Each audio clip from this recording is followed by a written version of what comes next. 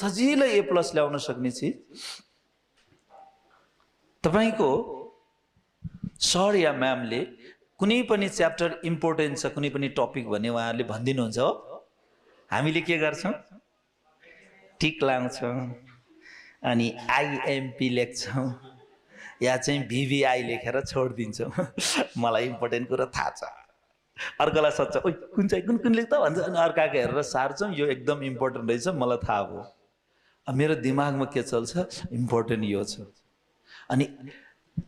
भोलि एक्जाम छ आज पढ्न सुरु गर्छौं पढ्छ एउटा च्याप्टर बल्ल बल्ल घोक्यो 10 बजे अर्को घोक्दा 12-1 बज्छ अर्को च्याप्टर घोक्छ 3 बजे तीनटा घोक्दैमा 3 बजिसक्यो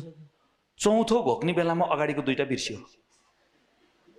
के गरम हुन्छ छटपटिन्छ अनि साथीलाई फोन गर्छ ओइ पढनदास के गरेर बसिरा हुन्छ पढ्या छैन मैले त तैले याद गरेया छैन भनेपछि त्यसले पनि नपढ्या रहेछ भनेर खुसी हुन्छ के त्यो फेल भयो भने म पनि हुने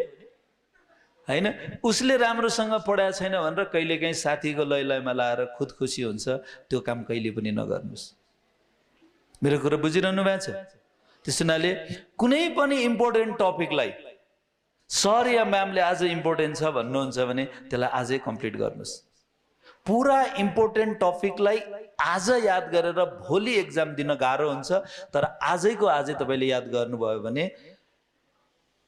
एक्जामिनेसनको टाइममा तपाईले धेरै पढ्नु पर्दैन बस एकचोटी पढ्नुस् तपाईलाई याद हुन्छ कसरी पढ्ने त्यो पनि म तपाईलाई सजिलो बनाइदिन्छु